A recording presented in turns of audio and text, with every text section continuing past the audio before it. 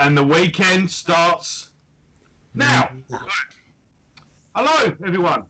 Welcome to the 23rd episode, I believe. Is it 23rd? I should really look this up before I... It is 23rd, yeah. We're going to be older than you soon, mate. Slowly catching up. Yeah. So we are doing, mainly we'll be doing Virtual 11, but we'll be talking a little bit about Virus and Best of the Beast. And we're going to do something a little bit different this week. We are going to start off with a game of show me yours, and I'll show you mine. And Virus, Luke is very going to be... apt, as we're in the time of the world that we're living in at the moment. Yeah, many parallels running along with that. This has got a fucking awesome poster in it. If you take this out, it's like a demonic Eddie in a forest with a load of skulls and all that on pikes. Yes, it's awesome. I had it on my wall for so many years. Yeah, I remember. Is it K2 Studios in Barking? Yeah, had that what you just held up. Fucking hell, yes, they did, didn't they? Yeah. And I said to Gavin once I was going to offer him money to buy it off him, and Gavin went, like, knowing him, he'd probably, if you wanted it, he'd just let you have it. Yeah. But I felt like a bit of a knob asking, so I never did. So instead, I got a picture of Deadbolt doing a with one of them putting his hands down the. Did you ever see that? The legendary Deadbolt. You know, if you go to any thrash gig in London, you will see guaranteed at least 2/5 of the members. Martin and Nick generally. Yeah, I was in a band with one of them, Simon. Yeah, fucking hell. Right. Refreshment. Don't worry, people, I'm keeping it real. Well, this is organic, so it's good for you. It's organic. But it says it there, look. Organic. Is it filtered up through the rocks in the centre of the earth, like Peckham Spring? It's made with honey as well, which makes it absolutely delicious. And, yeah. You don't know what you're missing, Luke. Right. I do, mate. But go. I'm going to show off now my Beast box set. And as per usual, Luke's is bigger than mine. Well, I'll see ya. You've got both. And then I'll raise ya. Yeah, exactly. See? The Beast. The vinyl box set that I took the day off college to fucking go and get, mate, and spent the entire day reading. And I think across the two, you've got pretty much every Eddie that was ever drawn up until that point. Yeah. Across the two, say that again, sorry. Across the two box sets, yeah, or all the formats they released, I think there is every Eddie that was ever drawn by Derek Riggs or whatever was included across the box sets. That was the whole point of it. Oh, right, okay. And then you've got the Maiden family tree in there. Yeah, that's a fucking round, that is. You get a little Kiss, Gillen, Gog Magog, fucking Streetwalkers, Samson. I'm glad we ain't covering half this shit because it's hideous. Hideous. And yeah, basically you just get a little miniature version. But yeah, no, it was pretty cool. And when this come out, I went to the signing at Tower Records. Got me photo taken with the boys. That is just a tragic photo. Bruce Dickinson's old boy, just And once you notice it, you can't unnotice it. I don't want to look at it, but it's fucking looking at me. That's it. This great little. They turned up to the signing with the Hells Angels. Pretty cool. I mean, it's a really thick book, and it's packed. Oh, there's loads of stuff in it. Yeah, there's also albums, singles, charts. Wasn't there a gig? There's not in this. In the vinyls, the gig list. From 1979 to up until that point. Up to present day, yeah. And they played Basildon, for fuck's sake. Like their 6th or 7th ever show. And but no, it's quality. There was a little thing in there talking about how the Brixton show was one of the best shows they've ever done, like the X Factor. First time at Brixton. I've got a similar thing. I've got a Black Sabbath Paranoid box set, and that's got like bits and bobs like that. And yeah, they played Romford on that tour. Yeah, crazy. But I know someone. He's retired now, but he saw Deep Purple in Romford, and someone nicked one of their guitars. And there was a thing in the Gazette a week later going like guitar missing, world. Well, Deep Purple played in Tilbury. Really? Along with Jimi Hendrix. Really? Jimi Hendrix played what used to be the bomb crater at the old Tilbury Riverside train station. I mean, the venue's the size of my front room. It ain't there no more. This is the problem. There's just a lack of venues now, and cutting your teeth with touring, you just don't. Yeah, it's done. I mean, that was what they did with the Beatles when they sent them out to that Cavern Club in Germany. The Cavern Club's in Liverpool, isn't it? Yeah. I know what you mean. They used to just send them out. But they sent them out to Germany and did that residency. Yeah. And Black Sabbath were the last ever band to do that. Black Sabbath did that. They sent them out there, went, right, you're doing 3 shows a night, 3 hour-long sets for a month. Came back, banged out their first album in 1 take. So there was a logic to what they were doing. That's it. Yeah, it gets you tight, so it's worthwhile doing. And right, now I've got something very special to show you. You ready for this? I bought this and I've been looking forward to showing you this all week. Ready? Yeah, go on. Yes. Oh, it ain't Rhythm of the Beast, is it? Oh, yes. Fucking hell. Oh, yes. Look at that. Yeah, proper, isn't it? Fucking look at that, son! That's all Nick always say. Look at that. Ooh. So you know about this, because I didn't. Yeah, it's his basically his instruction, his clinic. Yes, and it was on video, but you can find it on YouTube. Yeah, I've seen clips of it. Oh, Dave Murray rocks up in it, I think. Yeah, I bought this from a little record shop. Support your local record shop, people. Don't just keep going to HMV. If there is one, help them out, because they're shutting by the day. But yeah, just off of Brick Lane. Oh yeah, it's the area for it, though, isn't it? And they only wanted 20 quid, which I thought was pretty. Yeah, I mean, reasonable. For a cut to shape picture disc, I mean,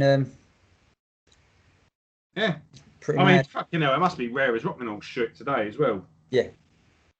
So yeah, I was well happy with that. You got this as a stand for it to go in as well. Yeah, I saw it. Yeah, that was mad. Yeah. Maiden were never one like LA Guns t-shirt, mate. Oh yeah. Nico loved the cock rock. Now, Maiden knew how to part you with your money, or should I say, Rod Smallwood knew how to part you with your money with different versions and picture discs and fucking all sorts of shit. So they got the #1, mate. Yeah, and I've got other stuff to show off, but I think I'll show it off as we go along. So I think since we talked about Virus, I think we best talk about it. It's that weird oddity that just sort of sits in the middle between the 2 albums. Well, ladies and gentlemen, let me show you this, right? Because I came across this guy who was just giving away his record collection. It was just, and I got this 2-part of I would put my balls on the table here and say the most underrated Iron Maiden song, and I took it along to a Blaze Bayley gig, and he sang that motherfucker for me. So, as much as I do like that, I do really like that as well. Yeah. I'm sure that's a bit of a thing for the Nevermore album cover as well, but that obviously suits it. Suits the song. That could be used for anything, couldn't it? And obviously that also suits it as well because it's computer virus. Yeah. So what B-sides do you get on that then? That's the Soundhouse tapes, Prowler and Invasion. Right. Okay. Because here on this one, this is part 2. I think you get Sanctuary and Wrathchild. Yeah, so you got Metal for Mothers. Mothers. So yeah, it was everything from the pre days. And this one, you get a cover, studio recording, a cover of My Generation by Who, and Doctor. So did the whole Doctor thing start here, or did they cover it? No, it's fucking Harris was always doing it, but that's the first time they'd ever covered it. And both of them versions are really good. And I'll tell you what, on that My Generation cover, Nico plays his fucking arse off. Yeah. Some postcards. So, where'd you get all them from then, Joe? Eh? Where'd you get all them from then? Oh, some div that didn't know what he was sitting on. Have you regretted giving these away? No, because they went to a good home. Well, I certainly looked after him. Yeah. I mean, I've moved on from physical editions, you know. So it's the odd thing here and there. Fucking kept them once. I would have had them. I think I think you should leave them in your will. You should have been. I think you should leave them to your nephew, Riley. You should have had the foresight to get one of these pre-ordered, son, because they were very, very limited. I was fucking like 7 when that came out. What year would that come out? 1996. 96, yeah. I was 12. No excuse. No excuse. You're at secondary school, mate. Come on. And right, so we've got. So the song. Yes, Best of the Beast was put out for those that don't know what we were just showing off. So recorded the one new track. Yeah, it was either a 2-disc edition or a single disc edition, but the big box set, lovely edition, and it was basically a chronicle of Iron Maiden. The track list opens with Virus. It works its way back. Did it? It did. Yes. Started off with Virus. Yes. From most recent to most historic. Yeah. So it starts off with Virus, which was a new song that was recorded, Sign Across Man on the Edge, and then bit by bit works its way. Different track list depending what version you had. The Virus got more on it. Oh, I would have thought so. Yeah. I mean, I got a double disc edition. The single disc edition was the first ever Iron Maiden thing I bought, but when I bought this, I got rid of it because it's pointless having it, really. And yeah, you got one new track, which is Virus, which we're going to go into here before we get into the Virtual 11 album review. Where do we start? Really? It's actually a better production all round than the X Factor. I think Steve Harris mastered it on this.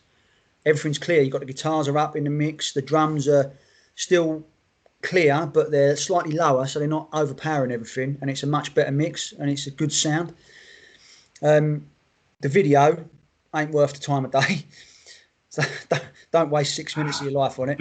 As we've more established, haven't we, that music videos weren't. Yeah, but some Maiden videos were shit. They were good, like Holy Smoke and stuff like that. Yeah. But this was, I mean, the same video you see, the same swimming pool you see in Holy Smoke that Yannick's playing a guitar in, that's now in the Virus video empty, and it just looks fucking low rent. But let's be honest, that's what Maiden were in the mid-90s, mate.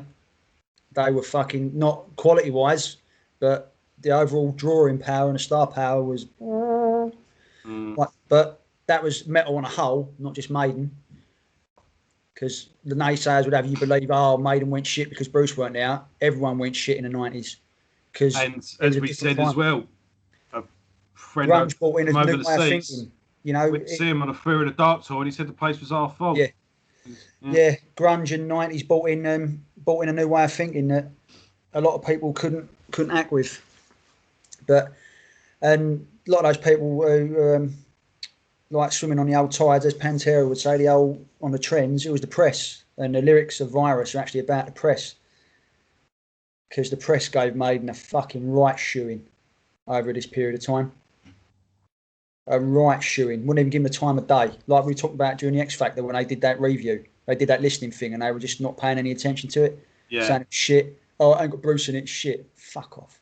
So this was Maiden having a pop back. Yeah, I think maybe. And it's the first song. If you look at the writing credits, 4 writing credits on it.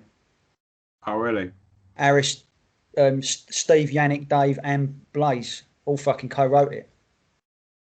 And it's basically, I mean, lyrics are fucking having a pop at the press big time. Well, virus and all that. No, it's been come out in the press that's what it was. Yeah, no, I'm not arguing. Yeah.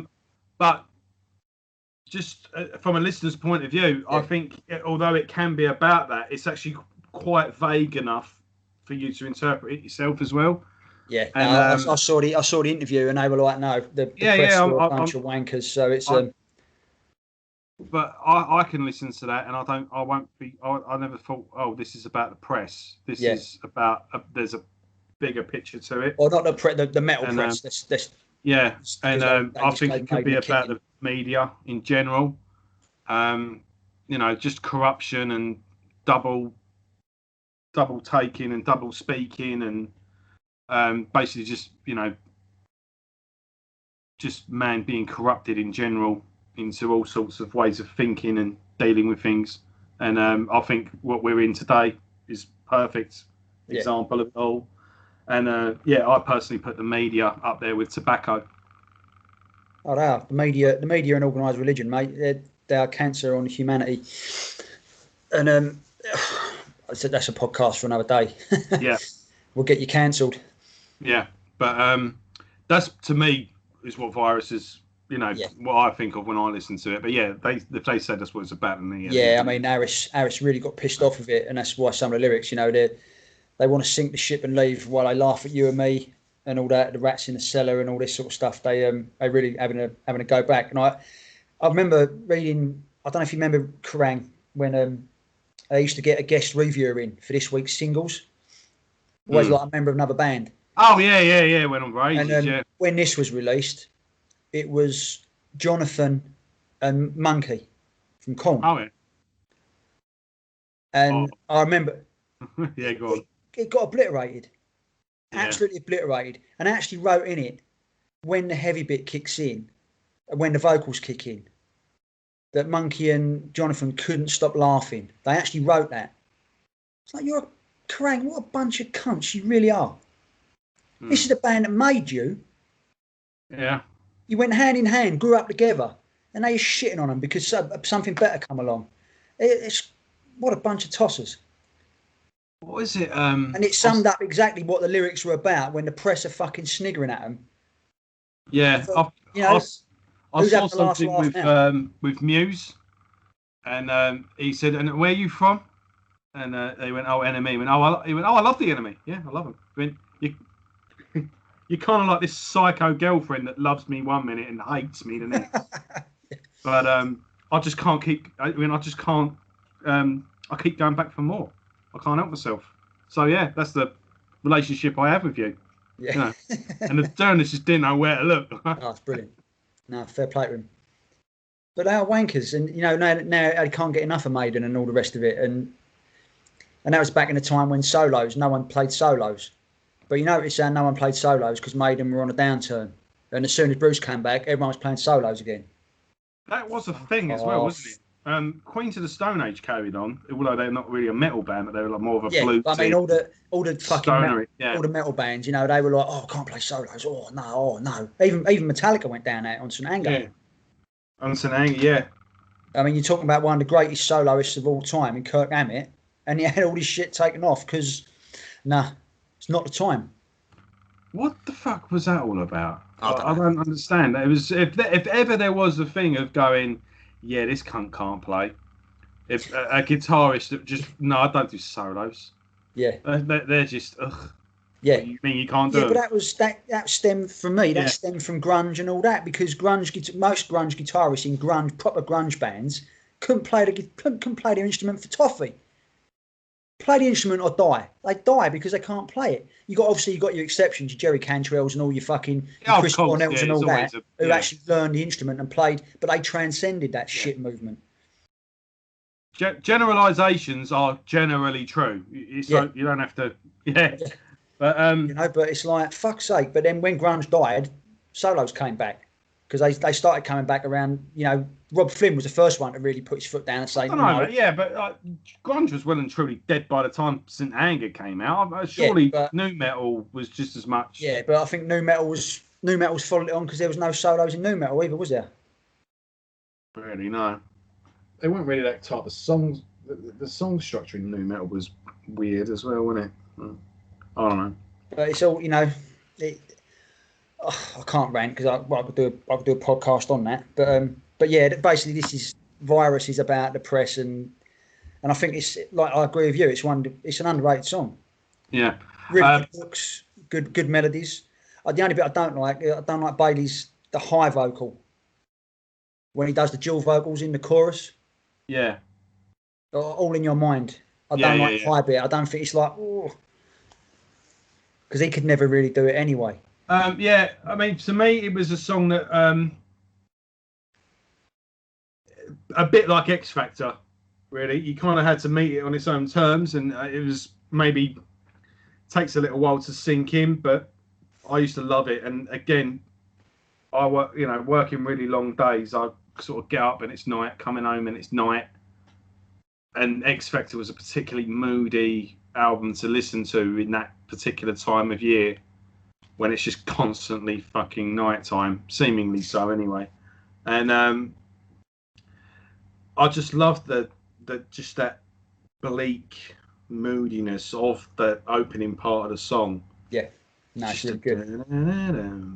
So simple, isn't it, as well? Yeah, and then it just builds up wonderfully. And this is where, when people, the songs are too long and think, yeah, but this is one of the songs where they do nail that, because every build up serves a purpose. Yeah, and then just the payoff, just the. Yeah, it's well good. And then all in your mind, and then escaping, the way he holds that note, and then that fucking riff, and then a beautiful melody goes over the top of that. This is Maiden. Yeah, in their purest form. What more do you want? Yeah, that beautiful sort of medieval, and it's kind of played so it sounds like a bit like a violin. Yeah, and then when the orchestral vocals, it's well made, isn't it? It's fucking phenomenal. Yeah, and it gives me that feeling in my stomach when you drive over a hill or go over in a roller coaster or something like that. My gut just goes with that bit. It makes the hands stand on the back of my neck. I love it. And the Rats in the Cellar, you know who you are. Yeah. And that's another thing with today as well. All this fucking dishonesty that's going on. There's a lot of public narcissism that we won't go into because I want to try and keep this timeless. But it's just like, you know what you're doing, you fucking snake. And I know what you meant by that. Yeah. And yeah, brilliant. The Rats in the Cellar, you know who you are. Or do you? And that kind of flips it around as well. It's like, do you actually know what you're what you're actually up to? Or are you actually a true believer in your bullshit? And yeah, I think it's a phenomenal song. And unfortunately, it's been sort of relegated to an out-of-print box set. A beautiful, wonderful piece of music to own, by the way. It's gone. If you are an Iron Maiden fan, it's not even on Spotify. No, and it's kind of just been jumped in with that. It's never been played live by the band. It has been played by Blaze Bayley. We'll get to that another day. But yeah, in fact, fuck it, let's do it. I saw Blaze Bayley. First time I saw him was at the Underworld, and Blaze Bayley, he sits at the merch stand before the show, and he basically sells you a T-shirt. You buy a CD. Do you want this signed, mate? Do you mind signing it? And I thought, I can't just go, can you sign it? So I bought a CD and a T-shirt, and I went, listen, do you mind? Yeah, sure. Anything you want to know? Like, it's just people are asking questions. If you wanted a photo, yeah, sure, great. He's there before the show. That's really weird because obviously my only interaction with him was at the signing at Tower Records, and he was a really, really short, like, with people. All the rest of the band were like fucking posing for photos and all that. Dave Murray giving the thumbs up. Everyone was chatting, having a bit of banter. But when he talked to Blaze, it's almost he never really looked up from the signing booth. He didn't connect with anyone. I don't know if I caught him on a bad day or what. Yeah, all the sort of stories you've told me, they just don't tally with that one experience I had with him. Gully had a bad experience with him in the Wolfsbane days, apparently. Although he jumped up, I think he jumped up on stage to dive off or something, and Blaze went to him, "Get off the fucking stage" or something. And it's just like, well, that's going to piss anyone off. Yeah, it's like, well, I don't know. I'd have to have been there to judge that. But I don't know whether because this was his first. I mean, it was a signing, and it was for Best of the Beast. I imagine this was the first time he'd ever been in that situation. So it's probably a bit overwhelming just seeing the fucking queues of people just streaming around London, just waiting to get in there. So I don't know whether that affected it or not, but obviously that's a completely different thing to what the interactions you've had. In all fairness to Gully, when we interviewed him, he did call him out, and he went, "Yeah, like, first time I met you, you fucking threatened to punch my lights out." And Blaze was like, "What?" He told him the story, and he went, "What can I say, mate? Good days and bad days, like, you know." And it was balance was restored. Yeah. What was I going to say next? Yeah, but anyway, Underworld, bang, he was on. And when he did Look for the Truth, I was just like, I love this song. And he did it because he did the old whoa, but he got the crowd. And you can imagine what it's like in the Underworld as well. You're there, ain't you? And he is. And then, soon as it thinged, and I had that moment that, no, he's only going to fucking play it. And he did this speech before the vocals. He's like, there are people out there that don't want you to do well. Fuck those people, you know? It's like, and there are people that want to drag you down, and they don't want you to think that you can succeed. And they want you to think that everything's against you. And ignore those people. Because those people are stopping you from, and he's like being like, who's that motivational speaker? Tony Robbins, is it? You know, the big guy. No, I don't. Up there, you're gonna be. We're gonna smash this, and he's fucking like a millionaire telling people. He's become a millionaire telling people how to be. That's it, yeah. Yeah, and but he does that, you know, and it's like, this is the virus. And when it got to that bit with the orchestral thing, he got the crowd to do it. Yeah. Fucking absolutely sublime. It was, brilliant, absolutely brilliant. So it's basically Blaze's song now, because Blaze does it. Yeah. Not every show, but regularly. Yeah. And he's found that balance as well. Because Paul's kind of been sort of locked into just playing the Maiden stuff. Yeah, we're Blazers. I'm really gutted because I wanted to do the Diano album in full. Yeah. But the fucking hell. I hear you call. And no. But Blaze seems to have found it. He has that good balance. He sort of knows when to pull one out, and maybe I'll just do a few at the end, and then and now he's done this separate thing where he's like, right, Maiden set, metal set, or one an acoustic, and the Maiden set was the last fucking gig we ever saw. Over a year, yeah. That was a year ago. It was over a year ago now as well, wasn't it? I had 3 gigs in 1 week. Well, we had Testament the day before, didn't we? Testament the day before, and I saw Malevolent Creation and supporting Badushka, whatever they were called. I went for Malevolent Creation. Funny enough, the vocalist of Malevolent Creation, he's not in them anymore. I've interviewed him a few videos back, so if anyone wants to go watch that. And I was said then, I went, I saw you in London. I went, that was only like 9 months ago. It wasn't even that long ago when I saw you last. And it seemed like fucking forever. Yeah. But Virus is a fantastic song. And especially, you know, if you are a fan of the X Factor and Blaze's era. But I think it would fit in the canon today. I mean, could you see him pulling it? I mean, I can't see it happening, but would it work? I'd like to think, put it in the set today with Bruce. Yeah, I'd like to think to do it. I mean, because I've been listening to a lot of live shit of Bruce's doing, not that there's lots, but Bruce doing Future Real and stuff like that. And he fucking nails it. And because Bruce has got the range. He can there's no reason why he wouldn't nail it. No, but I'm saying, but Bruce can go up and down, whereas unfortunately Blaze couldn't go up. as we'll discuss in our if we're in our one-off show that we're talking about. If you're still up for doing it. Oh, the Blaze question. Yeah. Cool. The only thing is when. Really. Yeah. Well, I think it makes sense to do it after this one, but I didn't know if you want to do it before Brave New World. Oh yeah, do it straight. Yeah. But yeah. So no, I'd like to see it done. It never will do. I think the best you're going to get is when you go and see a Blaze solo gig. Yeah. Along with a lot of tracks. I would say that come off the Virtual 11 because obviously they only play the Klansman and they only pull that out every so often. Yeah. I would jump up and down if they fucking open the next tour with Future Real.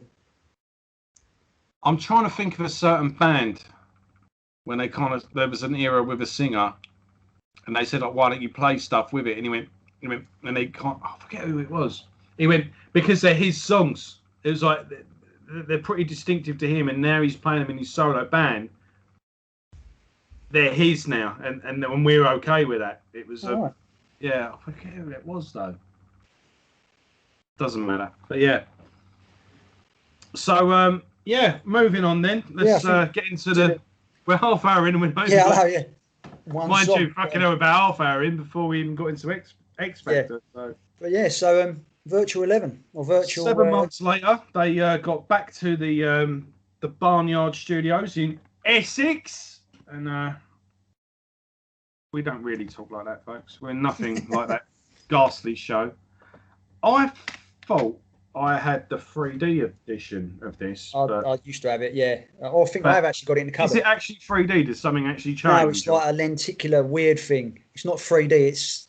It's a weird effect. Yeah. I think lenticular is the right word. But Headhunter, fucking hell, what was all that about? Their obsession with that, it fucked this album up, I think, like graphically and all that. Well, because I think that, man, this actually gets a lot of shit. This is the remaster. I love that artwork. I think that's one of their best album covers, and everyone goes, "It don't look like Eddie." Wait, what does Eddie look like exactly? Apparently, the football bit wasn't originally on there. Is it not? No, the original premise that they. So you got a football game going on there. Yeah, the original premise of it all was they wanted to do something around virtual reality. So they said to Melvin Grant, the geezer who did Fear of the Dark, can't think of his name. Yeah. They said to him, right, it's got to be virtual reality. And then after Steve Harris was like, hang about, we can tie this in with the World Cup and football, and everyone knows. Keep speaking, I'm just going to be showing off the bit. Yeah, everyone knows, obviously, Steve Harris loves football. That's when they decided to tie in with the football thing. So he was asked to put the football element into it. Yeah. And then all this shit in the booklet from the game, it looks fucking crap. It looked crap then. Did it look crap then? Yeah, it did. It weren't top of the range. No, was it not? I can't. Yeah, no, I remember it wasn't top of the range in, and it certainly fucking ain't now. Well, funny enough, when I got this, there's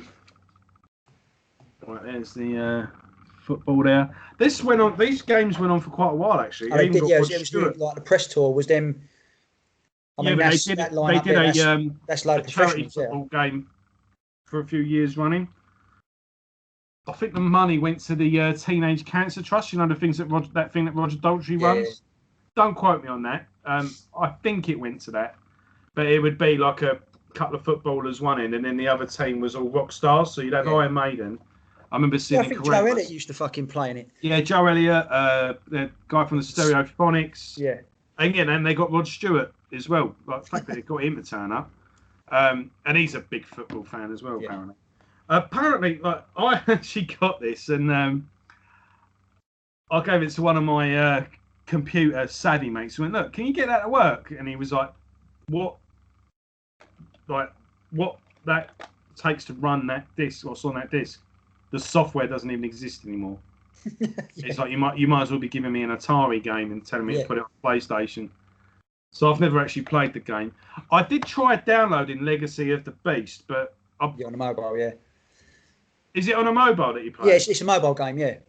Oh, I put it on my Kindle and it's like downloaded, but it's like you downloaded where?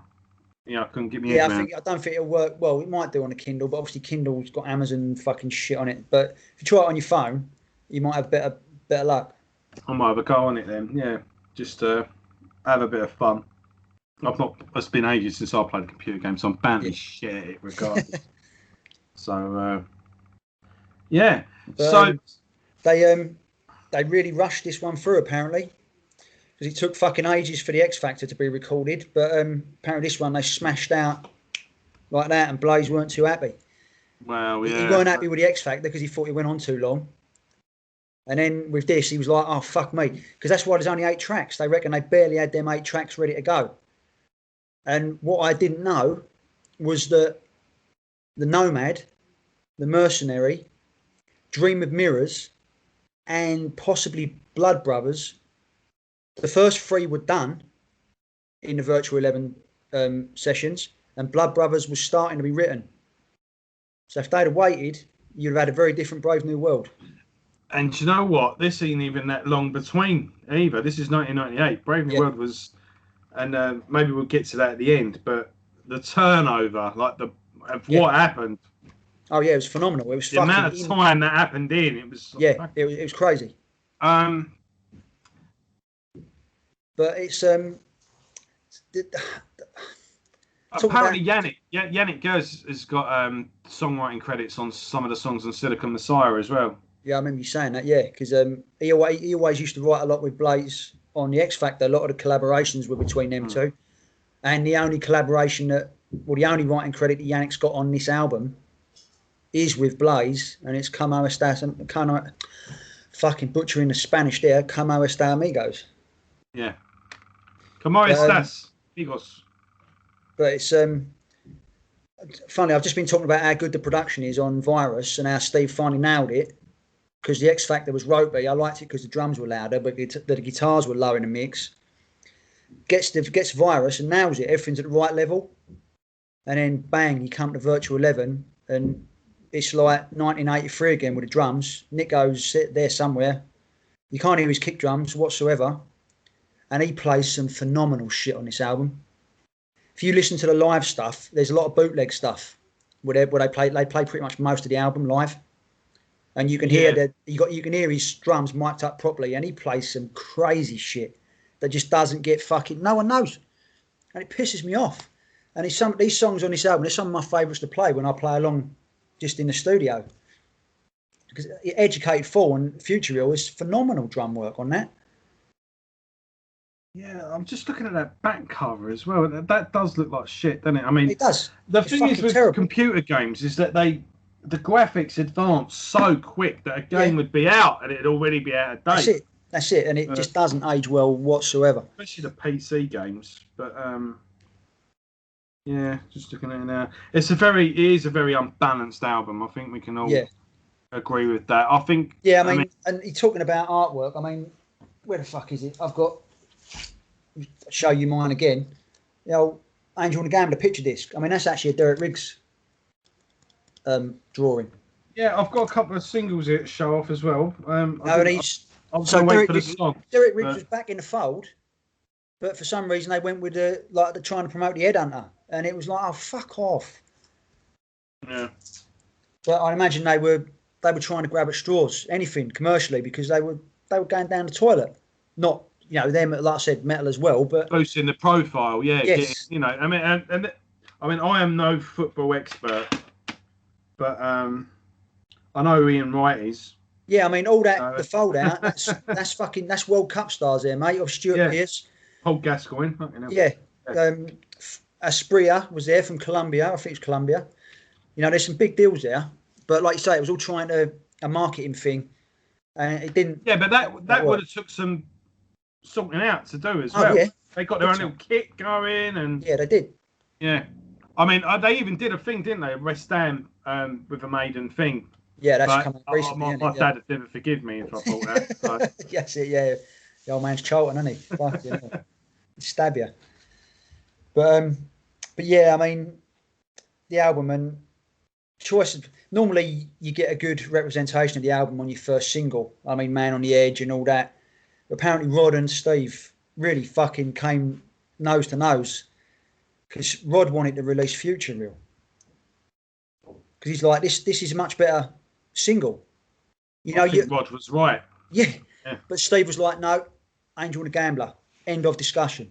And Rod was like, okay, that's the deal. I don't interfere with the music. You don't interfere with the business, sort of thing. So Rod had to take a step back. But it's borne out right because, I mean, don't get me wrong, Angel and the Gambler, not the fucking 10-minute version, but the 6-minute version that they released on one of the B-sides, and it's the one I use on my edit of the album. It's a fucking great song. It's just a good, upbeat, classic rock, it's a good single. Just a cheery, happy song. I can see as well the logic. Well, if it was me, my train of thinking would be, no, don't you put Future Real out because that's quite a typical Maiden song. Yeah, this is something a bit different. Yeah, so yeah, you can see why, but it didn't work. But should we criticise as we get to it because we're jumping ahead, aren't we? Rather than doing track one. Really, we were just saying about singles, and that was a pretty thing that Rod and Steve did on a couple loggerheads over that. But yeah, all right. So let's get into the album. I mean, so Future Real. Yeah, I mean it's more shit fucking computer game artwork. Cool photo though now.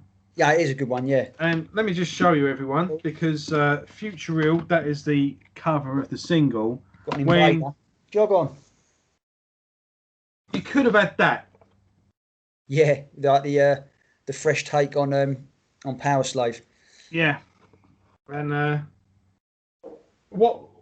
I know. Don't make any sense, does it? No. See, was that Derek Riggs? Did you say? Aye. That's Derek Riggs. That's Derek Riggs. That's Derek Riggs. Yeah. Yeah. So why? Well, we've already established why. Yeah. But it don't make it right. No. I mean, look. Funny enough, the book that I often, I often go into books that are, and in Run to the Hills, Steve says, look, sometimes I fuck up, but at the end of the day, it is my decision. Yeah. It's my job to make the decision. Sometimes I get it right, and sometimes I get it wrong, and I take the praise, but also the blame. Take the blame, yeah. So fair play. And that's fair, like even, and I'm happy with that. That's away from it, does the it? position I'm in. Yeah. So yeah, you went. I don't always get it right, and as long as you acknowledge when you get something wrong and move on and learn from it, then that's all you do. I mean, it's Steve Harris. Sometimes I get it right, sometimes I do it wrong. Crack on. Yeah. Yeah, I mean, so Future Real would have been much better. It's your typical. That's typical. That's making it sound like typical. It's classic. Yes, that's the right word. Yeah. It's your mate. It's quite a short one as well. It's up there with Rothschild as one of the shortest songs. It's up there with Aces. Aces High. Yeah. Quick or Be Dead. It's a album opener. It's straight out the gate. You always get the lights down and then bang, boom, and the band run onto the stage, and it's that perfect album opener and a set opener. And they always come out of the gate, rip roaring, fast song, and it's got that signature Maiden-esque riffs. Yes, it's got I love the vocal, the chorus melody or the pre-chorus. It's fucking brilliant. The way Blazers really and that goes running along with the rapid fire bass. It's well good. Harris is all over his bass again. It's just a million miles an hour. And great drumming. Nico's drumming on this is insane. And that last chorus with the Future Real, he speeds up. He does, but you can't hear his kick drums.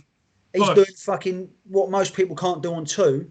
He's doing on one pedal. Yeah. But you can't hear it because the production is fucking shit.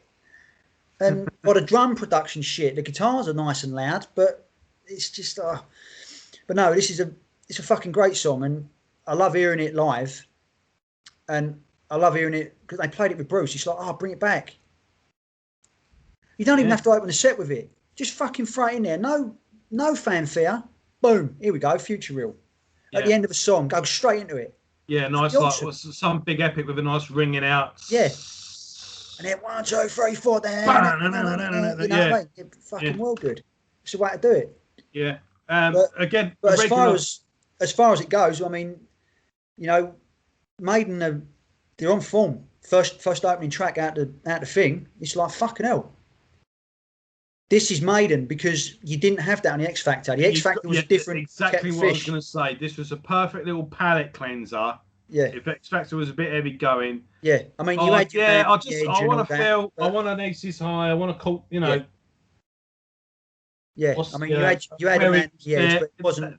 I want a classic Iron Maiden opening track. That's what Future Real was. And it is fucking right there. It's on the money. It's a great one of the best album openers. I would gut say.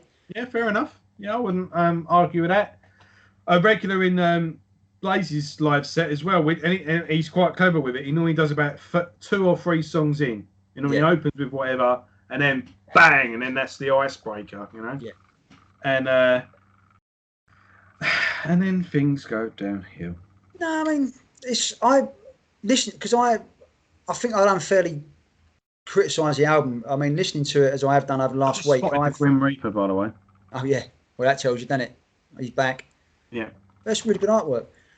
But I'd given this album a lot harder time than it deserved. I'm gonna be honest, there's not a lot wrong with it, but what is wrong with it really stands out. The football thing. Yeah. Yeah. Do you know what I mean?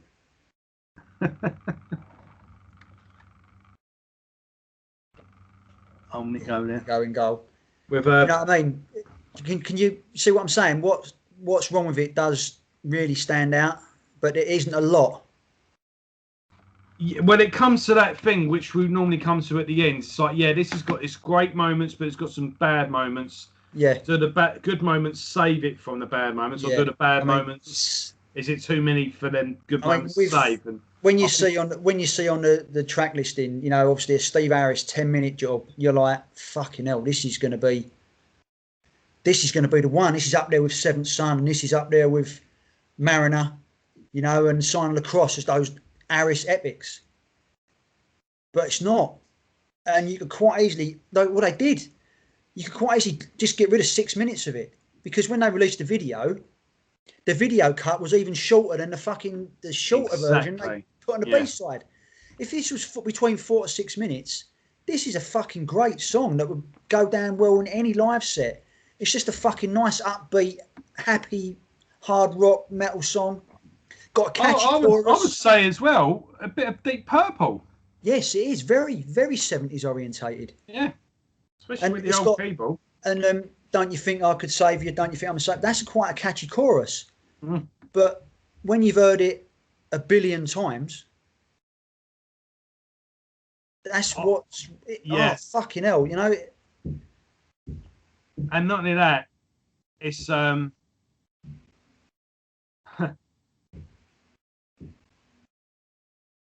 it's...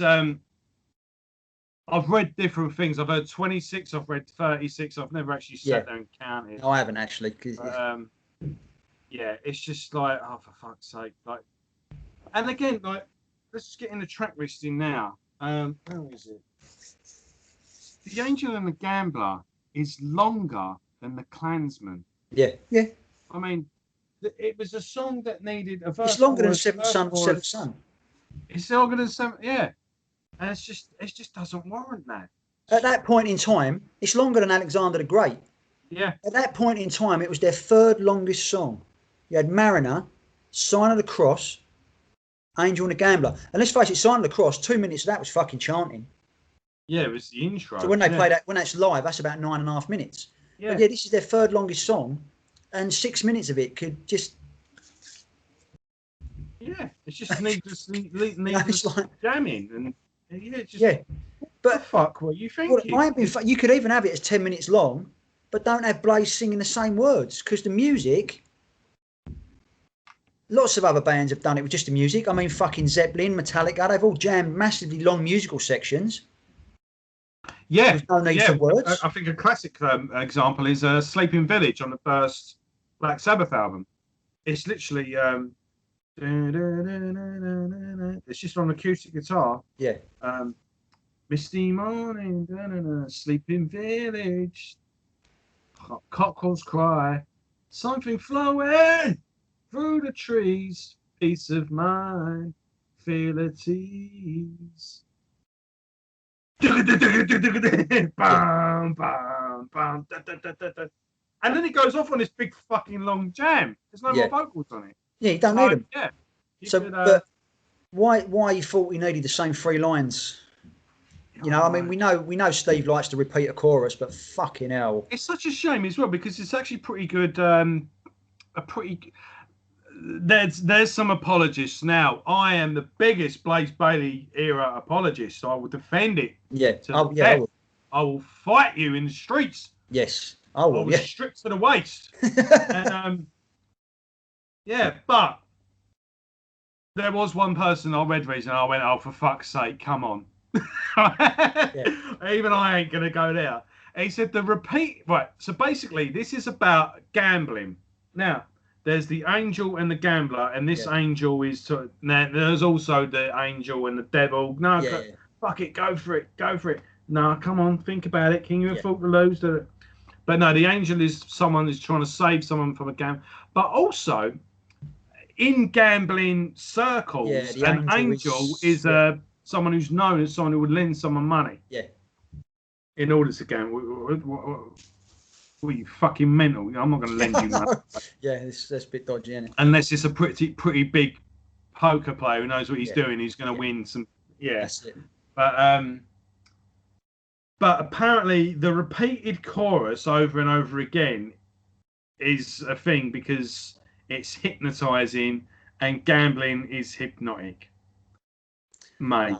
No. Shut up. Yeah, stop it. Talking bollocks. It's there because Steve Harris didn't know what else to fucking do. And you know, it's like I say, you chop this down to between 4 and 6 minutes. It's a fucking great song. Good, yeah. So and like I say, I self-edited. I actually used the shorter version. I've actually made my own version of Virtual 11 on my car memory stick. Yeah. And I used the shorter version, and the song fucking comes and goes, and it's great. I love it. And with that, because you've got so you've got the classic Maiden opener, nice radio single, and then boom into Lightning Strikes Twice, which is, and it would flow much better. It would, because Lightning Strikes. I'm glad we're there because Lightning Strikes Twice. That's a Dave Murray banger. You know, Murray's back, and this is a fucking Dave Murray special, mate. It starts off quite mellow and all the rest of it, and then boom in. You know, proper fucking going into it. Fits in quite nicely with the style that they were doing with X Factor. Yeah. And I think Nico's drum kit. Yeah, there's a bit of power. You know, drums. It's similar to the drum beat on the Afraid to Shoot Strangers. You know, he batters the shit out of the kit on this. Yeah. But no, I love Lightning Strikes Twice. I watching the live footage of it. It's really good. But I've got on DVD a gig from this tour. It's I think they're headlining a festival because it looks like a football stadium that they're playing in. Yeah. And it's in Brazil. And they I mean, they fucking love it, don't they? Love it, don't they? They love their metal. You could turn out the worst album of all time and they'd still lap it up. Yeah. As long as there's fucking guitars on it. Yeah. And I'd love to go to Brazil just to go to their record shops. Oh, you'd be mad, wouldn't it? Yeah. Some of the fucking maddest metal comes from Brazil as well. Some of the heaviest bands. Yeah. I mean, where is it? Sarcophago. First album to ever have a blast beat. And I thought Charlie Benanti invented the blast beat. Who? In SOD. Debatable. We'll have that. We'll have that's up there with what's the first ever death metal album. Like Possessed or Death. Or Seven Churches. And they're like, Seven Churches has got a song on it though called Death Metal. It's but Onslaught had a song called Death Metal on Power from Hell, and that came out 6 months before. So yet again, the British. But fuck, man. Who was the first person to wear flares? That's it. Yeah. Bollocks, and who cares? So yeah, it's one of them ones. But yeah, you could debate that one all day. Yeah. So. But no, this track is where it's at. After the 9 minute 51-second just soul destroying Angel and the Gambler, which it shouldn't be a soul destroying song. It should be a nice short rock song, as we discussed. But Lightning Strikes Twice comes in just right. Yeah, it was a nice little palate cleanser, and I think it's a great song. For the longest time, I thought it was a Blaze Bayley solo song. Oh, right. Yeah, I don't know why. I thought, oh, he's done it on one of his live albums, but then I went through everything, and I can't find it. So fuck knows what made me think it. I like what Nico does in the chorus as well with the drums, where he sort of staggers it to keep it with the vocals. Keeps a nice like maybe lightning strikes twice. You know, it's but bit ill-advised. The vocals, the chorus, maybe lightning strikes twice, maybe lightning strikes twice, over and over again, which is a Harris trait, but it's a lot of words in a short space of time. And if you check out a live version, Blaze really struggles because the song's fast anyway. Yeah, they should have broke it up. They should have had. Well, they should have had perhaps maybe like Blaze singing maybe lightning and then the backing vocals go strike twice. Yeah. Just to give them a bit of a thing, mate. But that's the only criticism I've got of the song because you could maybe do like a light thing as well, like that maybe encourage the crowd to do it. Yes. Maybe lightning strikes twice. Yeah, the quality. Yeah. Yeah. But no, I mean this is a like I say, it's a Dave Murray banger. Rip roaring solos, just fucking love it. It's where it's Maiden. Future Real this is one of my Strikes Twice. It's Maiden. It's not the fucking dark, moody Maiden that you don't like, that no one liked, apparently. This is Maiden doing what Maiden do. And I'll get round to what doesn't work. I'll do that at the end. Because where I said, like, do you know what? Don't work. I think this sums up quite nicely on this one. I bookmarked it. And I think it sums up quite well. It was... while the tracks like the biting, educated fool spoke to the knowingness bordering on the deeply cynical, others like the upbeat single Angel and the Gambler were full of fun and mischief. Pointing the finger but laughing where previously they scowled.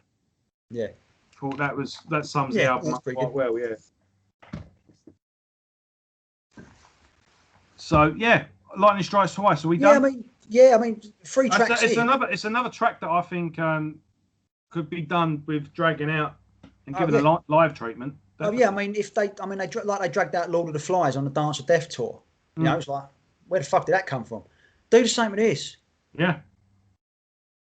Because but 3 tracks in, and you know, like I say, that the Grumbler side with Angel and the Gambler, you're going along, you're getting what you want, I think, to a certain point, and then. Before you know it, you're halfway through the album with the epic. Yeah, and this is a problem. Which was given away on a fucking Metal Hammer CD. Yeah. They put the Klansman on a Metal Hammer CD. That's how desperate they were at the time. I mean, that's fucking unheard of. Putting your 10-minute epic on that. And then, funnily enough, that came on the same CD that Seven Dust had My Ruin on there. And that's how I heard Seven Dust for the first time. So a bit of a little thing, but well, that was the thing, wasn't it? Back in the day, you used to discover bands. That's how you heard new bands, wasn't it? Yeah. Being on a cover of a magazine thing was worth being on. Yeah. But with the whole we've done Future Real and Angel the Gambler. Maybe argue about what order you put them out, but this should have been a fucking single. I mean, this is the one that's still in the live set today. Yeah. The only one. I mean, maybe budget was a big thing as well. Budgeting might have been a thing, but I reckon this would have been a great video with the right director. Yeah, the thing is, we've already seen the budget that they had. Yeah, so Virus. I mean, yeah, maybe not. You have got a video. You watch Braveheart. Yeah, because obviously that's what inspired it. You know, he's already said. But I love the Eddie for this. It's like they rejigged the Trooper just with obviously the Scottish. Looking like Mel Gibson sort of thing. But I love this song. It really sets you in the music puts you out on the fucking, in the Highlands, by the locks and all that. But yeah, it does. But for me, as good as it is, it paints a beautiful picture. It does. It does. And Harris always does that well. He always puts you in that place.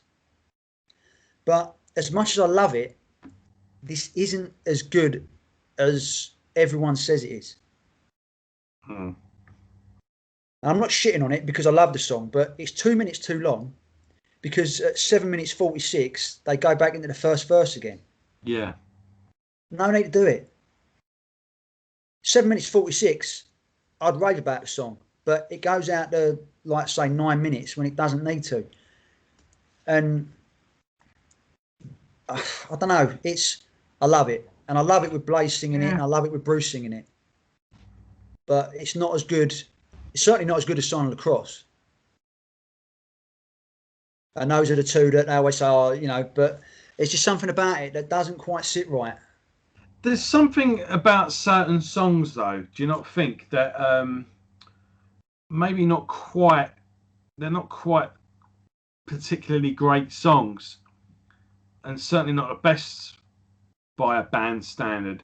But for some reason, they just seem to work live. Yeah.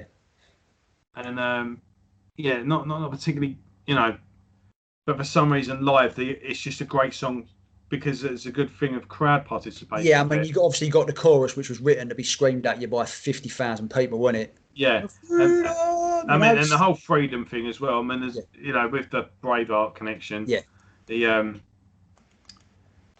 The basic story can literally work anywhere in the world. Yeah, it doesn't necessarily have to be about, But no, musically it's great. Lyrically it's pretty good, but it just something about it that it's not the all-conquering epic that it should be. It's made out to be, yeah. And I don't know why. I can't quite put my finger on it. Well, I think I can put my finger on it. There's better songs. They've done better. No, they have done better. Yeah. But it's, and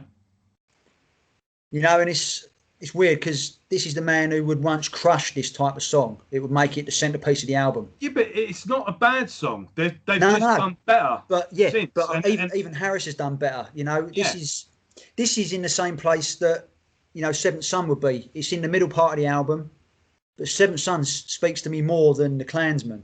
Yeah, and I think we're getting to that point now, 11 albums in, where Steve Harris the well is running dry. Well, this is the problem. I was always trying to put my finger on what was wrong with No Prayer for the Dying, and I think it was because they weren't inspired. Yeah, and you can be, technically proficient and on game, but there's just something not quite there.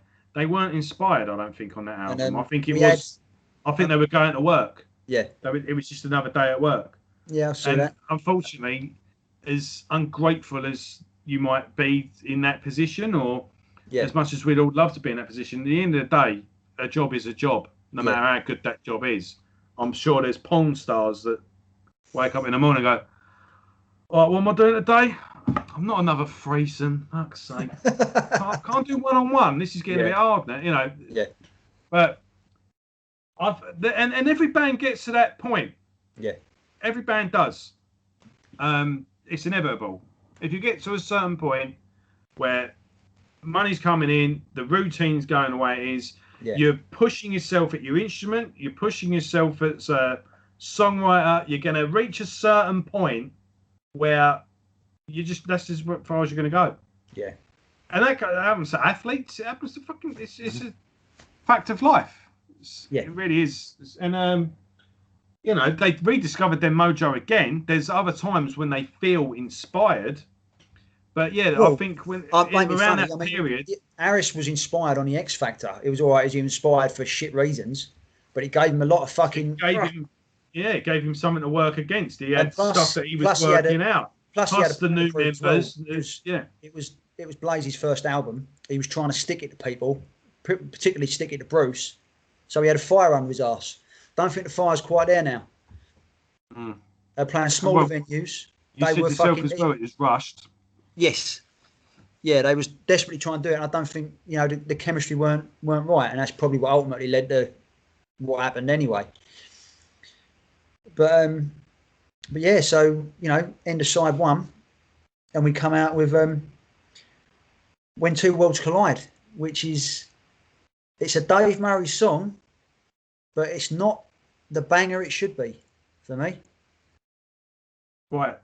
This is a song that is on a Blaze Bayley live album. Yeah, I know he does it live. Yeah. Yeah. And I it's the think it's second too long. song in the set.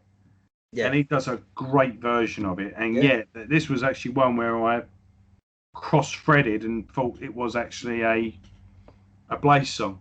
Yeah. And that just goes to show just how Well, he helped write it, so the it's fair, stuff on Silicon Messiah does. Yeah. It is like an alternate universe of how, if things worked out with Blaze, this is probably what they would have sounded like if they just tweaked their sound slightly to accommodate him. But we'll get into that on said show. But yeah, I think this is a great song. Yeah, I think it's slightly too long, and I think the lyrics are fucking terrible, absolutely terrible. And I'll tell you, the worst bit on the song for me is Blaze. I don't like his vocals on it. No, it's something about it, and it's been something that's been bugging me for the whole album. Is Blaze is not sounding right. Now, I didn't know what to put it down to at first, but then it hit me. This is because this is Maiden being Maiden. Not Maiden being Maiden with Blaze like they were on the X Factor, where it was a totally different kettle of fish. It was dark, it was moody. This is Maiden trying to be Maiden. But back to the classic. Yeah, but it's not quite working without Bruce. Nothing to say against Bailey, because he's doing his fucking best. You know, he can't do any more than his best. And no one is ever going to deny that he was a very, very small fish in a big pond. Yeah. And I think Steve thought he would grow into the role, but he did. And I think this was Steve's like, right, he's going to grow into it. Let's write these songs. No, Steve. Then these are not right for Blaze right now. Yeah. If this is the only 8 songs you got, you're fucking in trouble. You may as well postpone the album. Because this, like I say, it's Maiden trying to be Maiden from the 80s and from the early 90s, but with the wrong guy at the helm. Yeah. And like I say, music, everything, like you say, this song, everything in this song is fucking, it's the point. It's great riffs, fucking power chords, solos, crazy drumming. But it just ain't, it's just ain't bubbling just beneath the surface, and it just ain't right. And I think this song encapsulates it for me on the album. Yeah, maybe it hasn't quite going. It sounds quite epic, but it's just not soaring as much as it should be. Exactly. But, I mean, don't get me wrong, production don't help, because production's flat. You know, you've got the guitars are clear and they're up in the mix, but there's no bollocks there. I will stand by that though. You've seen for yourself, Blaze has made these songs his songs now. Yeah. Oh, live, they're fucking, you know, they're bang on. Yeah, and it depends on the lineup he's got. Yeah, he does have a bit of a as well. But that first band he had with Blaze, what the live album that I'm talking about, that was the Blaze lineup, and he had a pretty stellar. Is that as live as it gets? Yeah, that was after the second album. Kilted is his drummer, and or the original drummer at least, and. The other guys had done. I can't remember off the top of my head now, but it was a good lineup that he had on those first 3 albums. And you know, sometimes he would go out on tour and literally just take whoever, hired whoever was on the thing at the time. So that goes into it. But yeah, it works live when Blaze did it in his solo gear. But I can't agree with what you mean. It doesn't quite. It feels like there's a bit of a glass roof on this song, I suppose. Yeah. And it, like I say, it's 2 minutes too long as well. Because all that bit at the end, the crowd baiting bit, whoa, that don't need to be there. Yeah. It feels tacked on, and if you take this down to 4.5 minutes, it's a Dave Murray banger. Yeah, I think maybe, you know, it was no secret that Blaze was struggling at the time. Maybe falling back on the whole getting the crowd to go. It was a bit of a safety net for him. But yeah, like I say, unfortunately, this is like I say, just a bit of a shitter. But now, The Educated Fool. Fuck me, I will. Hands up now. This is one of my favourite Maiden songs of all time. Yeah. and I fucking love it. It brings to mind the intro of Edge of Darkness from the X Factor, that picking guitar effect driven bit. The music is fantastic, and this is arguably what gave birth to Blood Brothers. And Nico's drumming on it is phenomenal, absolutely phenomenal. He thinks outside the box, and he dances around the main. He could just do quite easily just do a standard plodding pattern, but he dances around it and he plays around it. And when Nick goes on the ball, mate, there ain't many better. Oh fucking hell, yeah. I mean, I think any drummer is aiming to be as good as Nico on a bad day. Yeah. You know? I mean, but he really does pull it out of the box on this one. Is there a criticism of Nico that you would give? Yes, and it's a weird one to say, but he puts in too many fills. Yeah. We ain't got a kit like that. I bet he can't help it. Yeah, but where I come from. I'm from the Vinnie Paul, Lars Ulrich school of letting a song just keeping the groove going, jazzing it up when need be. But Nico will put loads of fills in. And don't get me wrong, it fucking works. But I don't like it. But that's, I'm a drummer. I don't like what he's doing. It's like someone doesn't like their coffee with 2 sugars, they don't like one. It's very subjective. Yeah. But I mean, he's arguably one of the best to ever pick up 2 bits of wood. But yeah, for me, he puts in too many fills. His feet there during the chorus as well. During the fucking hell, his footwork. I will follow. Is that? Yeah. Yeah. And the fact that he's doing it with 1 foot. Yeah. If you listen to the song live, obviously the kick drum's mic'd up properly, you can hear it, and it's frightening. Fucking frightening. But yeah, I love this song with a passion. It's best song on the album for me. Okay, yeah. I'm pretty neutral with it, to be honest. Yeah. Yeah.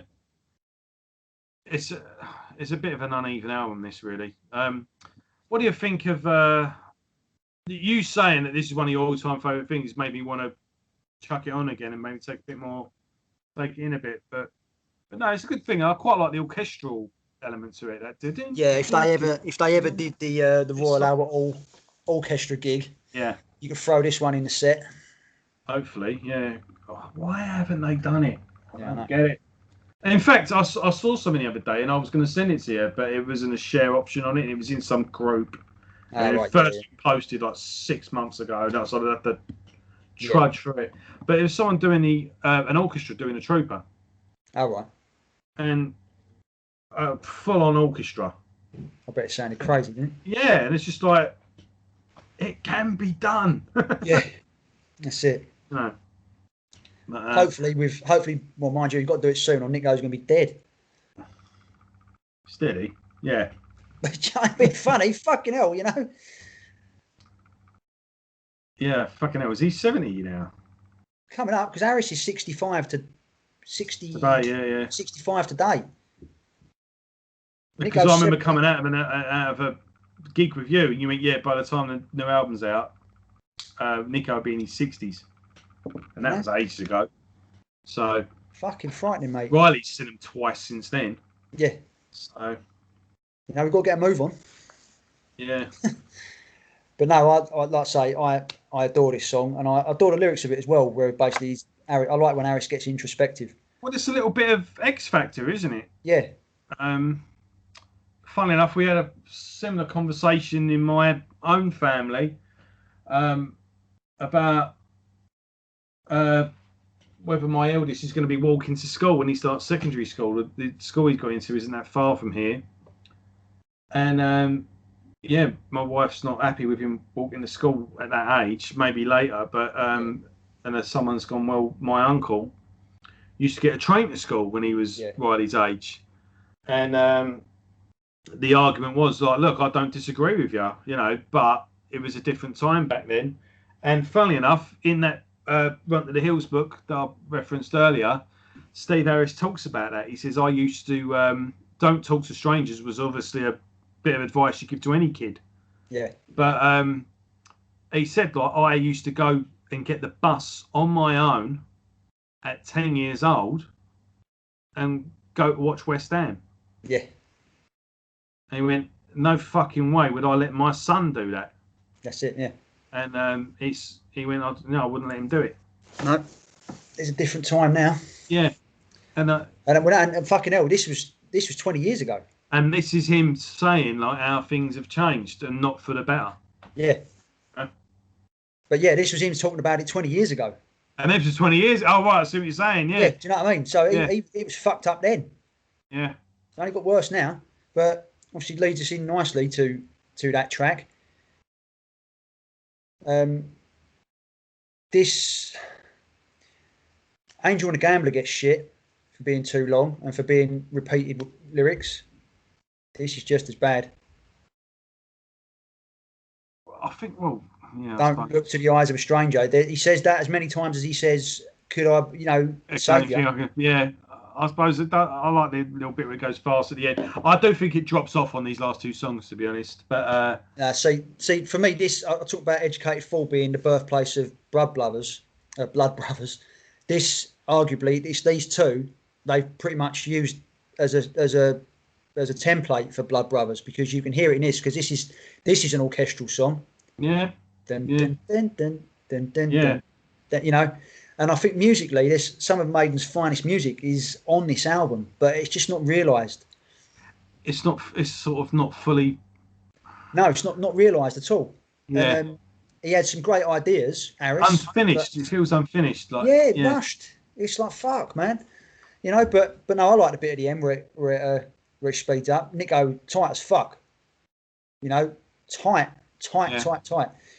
But it's like I say, don't look to the eyes of a stranger. I mean, you can count how many times he says it, and he says it more. Again, stop singing the words. It kind of proves the point, though, doesn't it? Yeah. What? It proves the point, though, doesn't it, of that repeated chorus in Angel and the Gambler. Yeah. And it's been a common criticism of Maiden ever since, really. Yeah. Well, it's Steve Harris, isn't it? More than any, you can tell when there's a repeated chorus, because Harris generally writes the lyrics. Yeah. Yeah. But yeah, I mean, I like this. I like the music in this song is phenomenal, but it's just like it's not realised, it's not thought through, and they did harness it better on Blood Brothers, because Blood Brothers is fucking hell, but it's there, but no, this is, like I say, just unrealised, but some great music. And you talking about how the quality drips off on the last song. I think Como Está Amigo is fucking awesome. No, I don't like it. I think it's awesome, and the section that, because Yannick done the music for the first time on the album. He's actually written the music, and it shows, because he normally writes a fucking great song. And the middle section in this, the solo and the melody, fucking hell, some of the finest music he's ever produced. Yeah, there is that. It's the vocals on this song. Again, it's repetitive. No more tears, no more tears. If we live to 1,000 years, yeah, but this fucking song. These are Blaze's lyrics. So obviously Harris rubbed off on him, because Steve ain't got nothing to do with this song. Well, whatever. Yeah, but it must have been a thing. But I mean, I was even pissed off when we saw him and he did this. I was like, "What are you fucking doing this for?" I was fucking made up that he played this. Yeah. I never thought I'd hear this live, because this is in it for me. This is in the tradition of a strong Maiden closer. So have you did you read the set list before that gig, or was it all a surprise? No, I know. So when you looked at that set list, you go, "Fucking hell!" Yeah, right. I want to know. Yeah. So I like getting in the mood for the gigs and all that. I know you don't like it. You like having it spoiler free, didn't you? Yeah. But no, I was well happy when he played that, because, like I say, this is up there with fucking The Unbeliever and Only the Good Die Young and Mariner as Maiden closers. They make you fucking.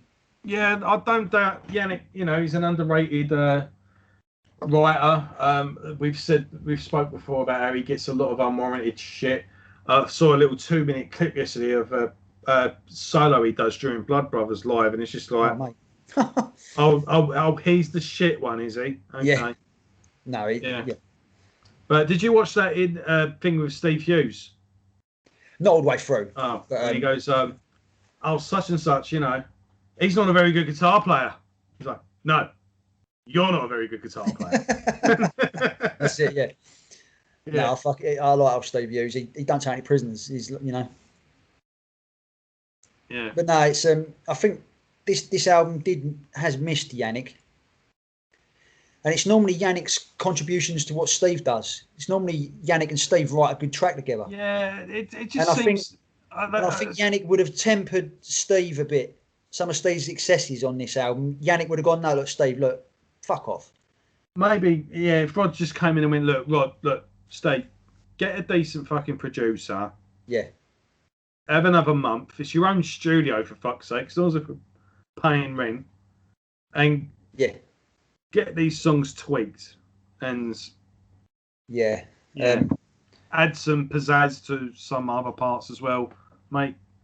But they didn't do it. And I'll tell you what, I think Steve secretly knew, because there's a famous story where this album got just lampooned in Kerrang, and Steve Harris turned up outside Kerrang's office looking to lamp the reviewer. I mean, fucking hell, he had plenty of time to calm down, think about it. Yeah. He's gone from his house to getting a train. Oh, fucking hell, from Harlow to fucking central London, mate. That's a trek. There was plenty of time for him to go, oh, fuck it, and go home. But he didn't. Yeah. He went there and went, I want to talk to fucking... Well, Kerrang in his hand, I want to talk to him, fucking get him down here. You can imagine, can't you? Who's at the door? Oh, Steve Harris. Steve Harris, and he wants to fucking knock someone out. And it became an article. They took him to a pub and calmed him down. And kind of, there was like a reassessment of the album. And... Steve's sitting again, lots of bands go through lineup changes, I still like all those albums. And I thought the album Black Sabbath did with Ian Gillan was great. And it was. There's a good album. But, that's what I'll have to find an article somewhere. But, it's like not every day you come in and you get told Steve Harris is downstairs and he's looking to fucking kill everyone. Yeah. Oh, mate, but I think the two things that are wrong with this album, or that make it not achieve its full potential, because as I said before, Future Ill, Lightning Strikes Twice, The Educated Fool, music in some of the music in Don't Look to the Eyes of a Stranger, some of the music in Come On Stand Me Go, The Klansman. I mean, it's everything you want from a Maiden album, but there's just something not quite right. And it's two things. First of all, it's Steve Harris. If you look at the album, right? Steve Harris helped write Future Ill. He wrote Angel the Gambler. He helped write fucking Lightning Strikes Twice. He wrote The Klansman. He helped write When Two Worlds Collide. He wrote The Educated Fool. He wrote Don't Look to the Eyes of a Stranger. He decided what single was coming out. He probably decided on the artwork. It's at his fucking studio in his fucking house. I think he's all over this album as well. I think it's too much Steve, and I think I've said it earlier. The well was running dry.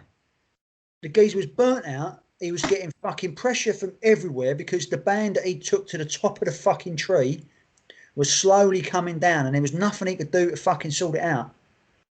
And he must have been fucking frazzled. And to the point that someone who's confident in what they've done isn't going to go all the way to London just to lamp someone out. They're going to say, you know what? Fuck that cunt. He don't know what he's talking about. Yeah. But no, like you say, he was so insecure over it. He's driven. He's done a 100-mile round trip. Mm. And the second thing that's wrong with it, and it ain't his fault, it's Blaze. Yeah. Because like I said, Harris is writing a classic Maiden album thinking that Bruce is still in the band. Yeah. And he hadn't for a while. I know you don't want to keep banging on about it, but The Angel and the Gambler really does derail the album. It's got the length of it does, yes, I think a lot of people just switch off at that point and stop caring. And now the edit is good. Right, put an edit on your playlist and that, That's it, but it's that's kind of saying, well, while we're at it, then we'll delete the dual list. Yeah, Yeah. You know, it's Yeah, the no, fact it's of the not. matter is, it's still there, Yeah. and they still played it live. And even when we saw Blaze do it live, he still did the fucking Long one. hour-long Yeah. version. So Yeah. no one's edited anything as No, much that's as it. we're editing it. Yeah. And No, you see, yeah, you're right. You know, it does kill it. Second track in, it didn't have a chance, did it? yeah, The album didn't have a chance because, like you say, once they'd heard "Don't You Think I'm a Saviour" for the 25th time, and the majority of people had already made their minds up. They were on a downer because of, you know, I think the people that like you and me that gave X Factor a chance, yeah, they were few and far between. The people that were defending it back then. It's aged yeah, well, and the and case is it's make things. But production don't help. It's lifeless, really. There's no bollocks to the album. nah, You know, all right, the X Factor wasn't produced well, but the drums were weighty. They yeah, were there. They give it a bit of balls. Whereas Nico on this, he's so flat and so in the background. There's none of his, even his energy can't make these songs what they should be. yeah. You know, and for me, it's got the potential to be a fucking 8 or a 9, but it's just about a 7. Yeah, and it just clips the 7 on the chin as well. It's not Yeah. a solid 7. You know, a few tweaks here and there. A different producer tweaking the shit, tightening it up, listening to Rod. I ain't been funny. You've got a fucking 8 or a 9 here, and you've got X Factor and Virtual 11 as two Maiden albums that are at the top of the fucking tree. And as I said the other day, you can't argue with any certainty that Balls to Picasso and Skunkworks are better than the X Factor.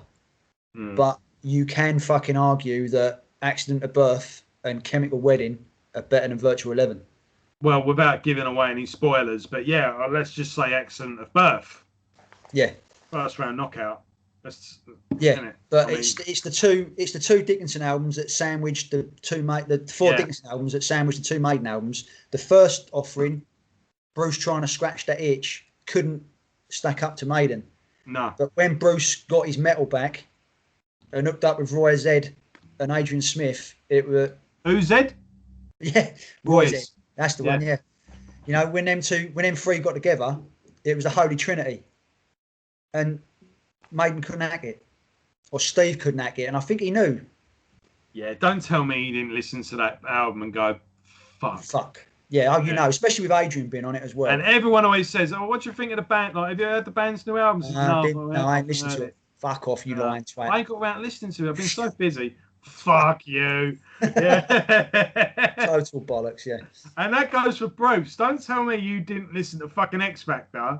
Oh yeah, he did. And I think he quite rightly gone, well, fucking took you long enough. If you'd have done this shit while I was in the band, I'd have been, I'd still be here. I bet it pissed him off, if anything. Yeah. I bet he would have gone, where the fuck? I want to, you know, you will fucking laugh me out of the room when I want to. He didn't want to fucking leave because otherwise he wouldn't have come back so quickly. First phone call from Rod. Bruce, do you want to come back yet? Yeah. You know, it weren't that simple, but he would have gone, nah, I'm all right. Yeah. You know, fuck that. I've done my time. Especially when you think how good Chemical Wedding was and how well that was received. Yes. But we won't go too much into that because... But no, he wanted to come back, and Steve by this time realised that he didn't have any other choice. Yeah. Yeah, it's a shame.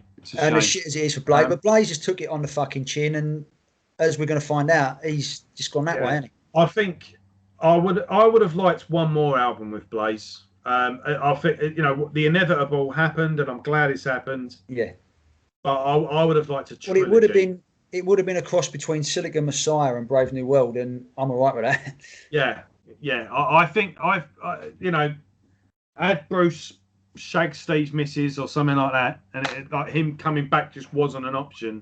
Yeah. I think they eventually would have found their feet with Blaze.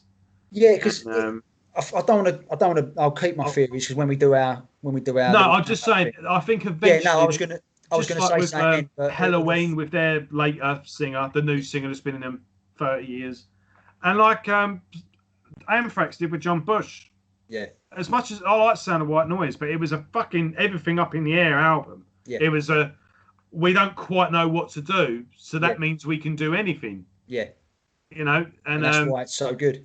Yeah, and then eventually there was a couple of, you know, Rocky albums. Good stuff on there, but that some of it hasn't aged well.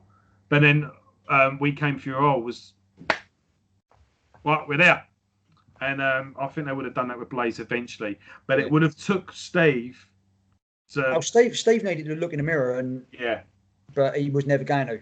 He was never going to, no. But and much like with Cannibal Corpse, you know, the everyone bangs on. It was always Chris Barnes as the best singer, but over time, it's just gone. You know, people just accepted George and they found their thing with him. Yeah, they used him for. They were both good, had their uses and their different approaches. You know, Chris Barnes was always quite atmospheric, and he would kind of skulk the stage and look menacing with his face, and sort of he would roll the eyes to the back of his head and look fucking mad. Yeah. Whilst George Coltsquine would just go straight to the front, just go and just headbang with everyone, and just be there with a crowd, getting them going. You know, it's different approaches, and I think, they would have. Obviously, they let him go, but I think if they had a bit of if Bruce not coming back was as an option, I think they would have eventually found. And I would like one more album. Yeah, I mean, it tells you. Blaze Bailey's the Timothy Dalton of. Yeah, he is. Yeah. He was out the door before he even had a chance. Yeah, found his groove. Yeah, but it tells you all you need. I mean, there's a quote from Steve Harris here that you know, it was heart wrenching. I really like the guy. I really get on with him. So for me personally, it was really tough decision. But having said that, I think it was the right decision. At the time, if I'm honest, I wasn't 100% sure it was the right decision. But you have to go with your gut feeling. Ultimately, I felt deep down that it probably was. That's not really about Blaze. That's because we didn't want Bruce to go in the first place. We didn't want him to leave. They could have had the best fucking singer. They could have made a singer in a lab of the perfect singer. You know, put all these computer bits together, put a person together like the Terminator, put him together, and it wouldn't have mattered because it wasn't Bruce Dickinson. Yeah. Some people just fit in a certain slot, and that's all there is to it. And no one, no matter, and even if there are technically better singers than Bruce Dickinson out there. In terms of hitting high notes, that Michael Kiske, where his name is, he would have blown Bruce off the stage. Yeah. And let be said, there's live albums where even Bruce struggles because to keep up with this music at times. But really because he's running around like a fucking lunatic. He's doing the show. That, it's because he's doing about 300 concerts a fucking but week. Every show, he's running around like a showman. Yeah, but I'm just saying, there was a big thing with Blaze couldn't keep up with the vocals. But Bruce used to as well. Like he would say, "I'm fucking burnt out. I need time off." You know, and but someone like there was plenty of, and they were there presented as well, but they didn't want that. They wanted something different, and that's why they went with Blaze. But we'll go into we're going to be doing a thing called the Blaze question, and we're going to examine what exactly. Why it didn't work and what could have happened to make it work, and we're going to go right into that, and that's going to be a separate episode on its own, and we'll do that in a couple. We'll probably do it just before break. Yeah. So that'll be a little bonus episode. Mm-hmm. Yeah. So something to change the format up a bit from just us talking about albums. Yeah. So you said it was a 7 on it. I'd agree with you, to be honest. It's a shame, but it's like you say, it's hanging on from the 7, isn't it? Like by its fucking fingertips, like, you know. So, but I still rated it higher than Killers. Yeah. How the fuck? No, I'm kidding. How can you say this is better than fucking Killers? Yeah. Best of the Beast, the official best of album. How many tracks from Killers on there? They couldn't fit them all on it. One. They couldn't fit them all on it. And then they did the vinyl. Ain't on there. No, not on a CD. And then on a vinyl, it's Rothschild and Killers only. Even they think it's shit. Right, yeah, well, they're wrong as well. And, and it was Steve's idea to do fucking, don't you think I'm a saviour? Don't you think I'm a saviour?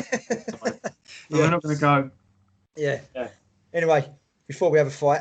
Yeah. Well, Yeah. We chemical wedding next week, aren't we? Steve got a fucking train to London to go knock someone out. I'm now going to go drive to Blackshots. That's it, yeah. Right, and run up the stairs. Yeah. And then get there. You'll just come out your door, put the bin out tonight, and there'll be me sitting on the stairs like the Ghostbusters. Like That's it, yeah. How many more floors? Oh, fucking hell. Right. Thanks for watching, folks. Have a good Dickinson week. next week, See innit? you next Friday. If you Dickinson, do mate. like what you see, give it a like. Give it one of them. And share it about if you like as well. Dickinson next week? Yes, next week we're doing British Dickinson Chemical Wedding. Looking forward to it. It's a good So take care, everyone. See you all soon. good weekend.